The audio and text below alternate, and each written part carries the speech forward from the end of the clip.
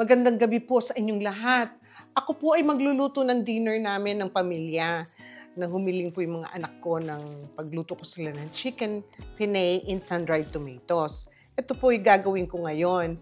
At least magluluto na akong dinner at isi-share ko naman sa inyo ang paggawa ko ng chicken penne.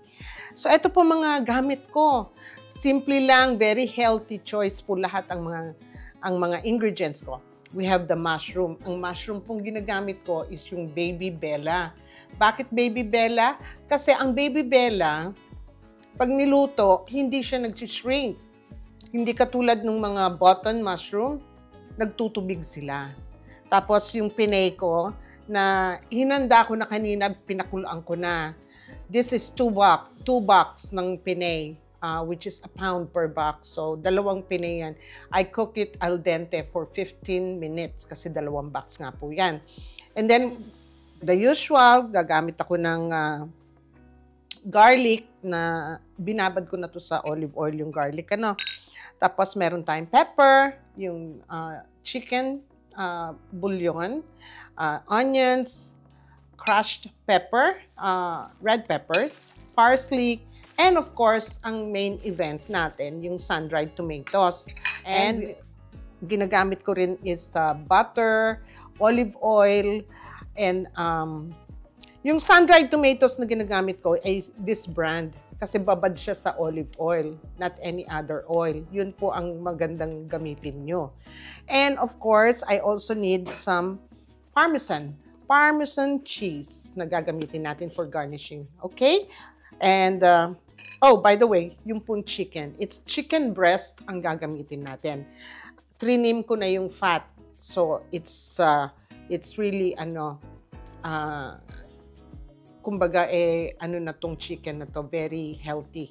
Alright? So, babalik ako. Ayusin ko lang aking lutuan at mag-umpisa tayo magluto. Okay? Ayan, magluto na po tayo ng hapunan, At nagugutom na yung mga bata. So, maglalagay ako ng olive oil.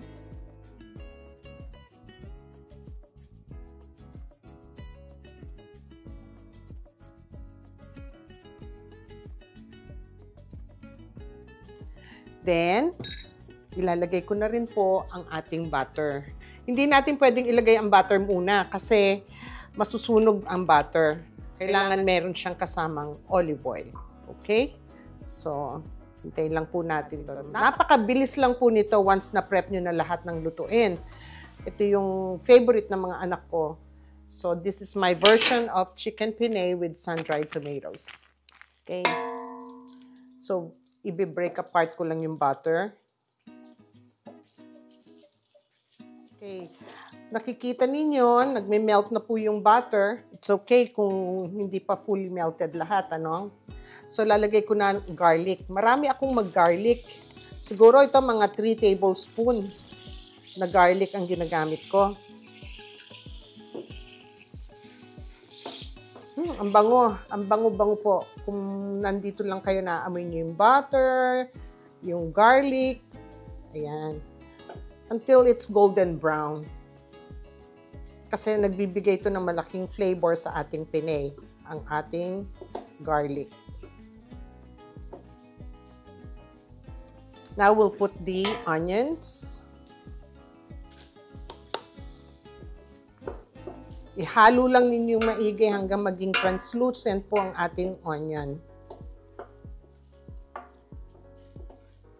Ngayon, ihuhulog ko ang pepper. Inuhulog ko ang pepper na kasama ito kasi lumalabas ang flavor ng pepper more kesa sa ilalagay mo siya sa huli. So, isinasama ko siya sa aking gisa. Okay, once the onions is translucent na, lalagay ko ngayon ang aking chicken. The chicken is cut julienne. Julienne cut po yung ating chicken. Mabilis lang maluto itong chicken na ito nga dahil ito yung chicken breast. At organic pa yung nabili ko. Go. Ayan. So, kung makikita po ninyo, ang chicken natin is almost cooked. So, lagyan po natin siya ng pepper,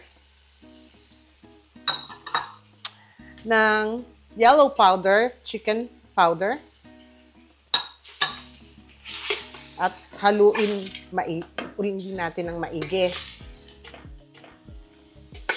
Ito pong klaseng pastang ito ay pwede nyo rin pong gamitin sa mga handaan.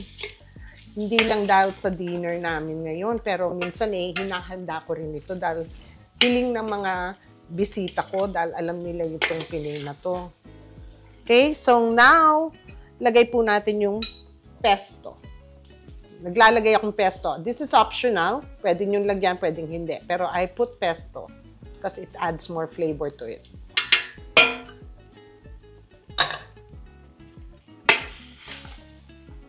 Haluin lang natin ng maigi.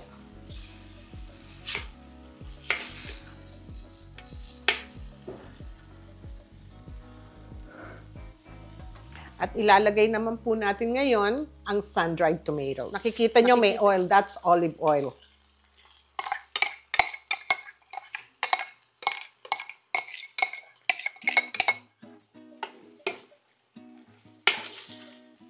At isusunod po natin ang ating mushrooms. Marami akong maglagay ng mushrooms kasi ang sarap ng mushroom.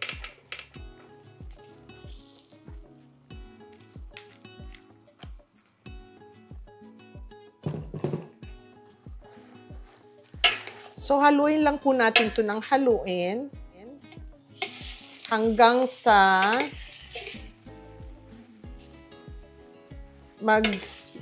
maluto ang ating mushroom. At ako'y babalik at ipapakita ko sa inyo pagluto na ang mushroom. Ayan po, kung makikita po ninyo, ang ating mushroom is almost done. Lalagyan po natin ng konting salt. Konting salt lang. Siguro mga 1 teaspoon of salt. Kasi nilagyan ko na to ng chicken powder, which may saltiness na yon. And then, lalagyan pa natin ng parmesan. Ang parmesan may konting saltiness din. We don't want it salty. Ngayon po, since luto na to, ihuhulog ko na po ngayon ang aking Pinay. Ito pong Pinay na to, ay niluto ko na ahead of time. So, it's cooked to al dente. Alright? So, ihulog lang po natin ang ating Pinay.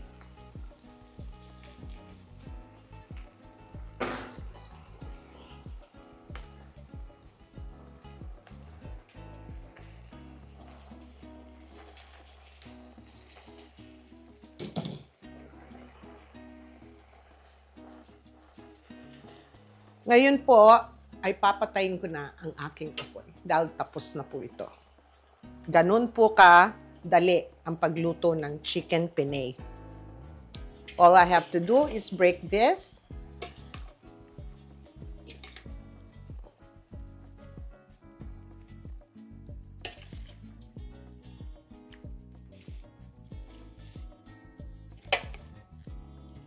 Nakita po ninyo ang mushroom natin. Ito po ang preferred ko, katulad ng sinabi ko sa inyo kanina.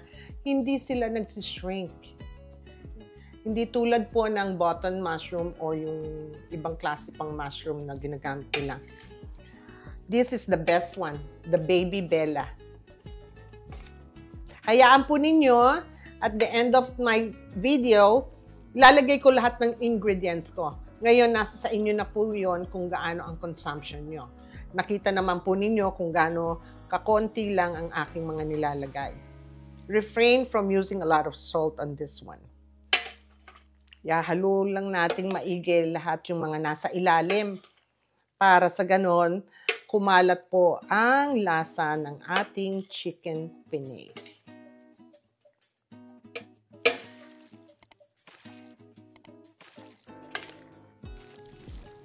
Ayan.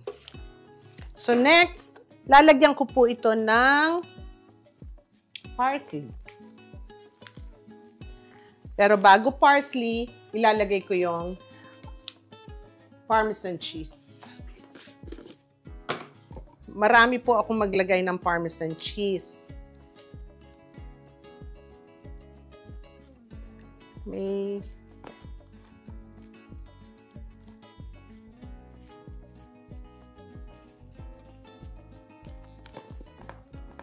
You can put as much as you want. Pero ang parmesan kasi siya ang nagbibigay ng gandang lasa sa ating penne.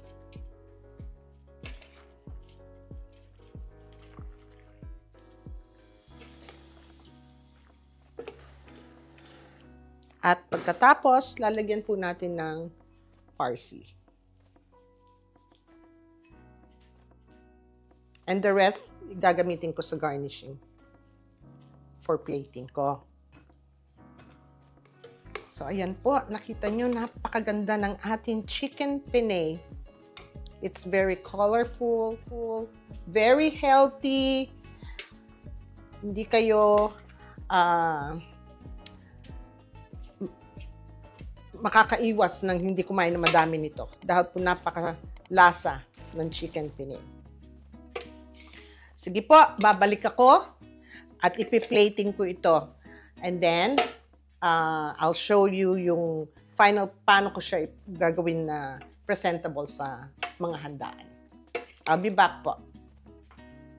Ayan, ito po ang plating ng ating chicken penne with sun-dried tomatoes. Ang ganda, di po ba? At hindi lang dahil sa maganda yan. Napakasarap. Kung makikita po ninyo, ito po ay napaka-linamnam.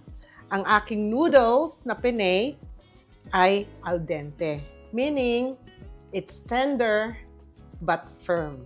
Ano po? So matikman.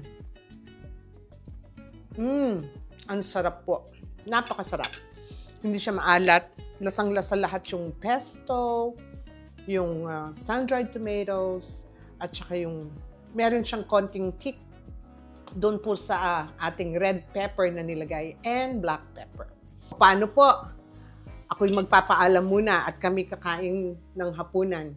Magkita tayo ulit sa susunod kong video. Nagagawa ako ng special na kakanin na request ng isa sa mga subscriber natin. O sige po, enjoy dinner. Bye. Thank you, Lord.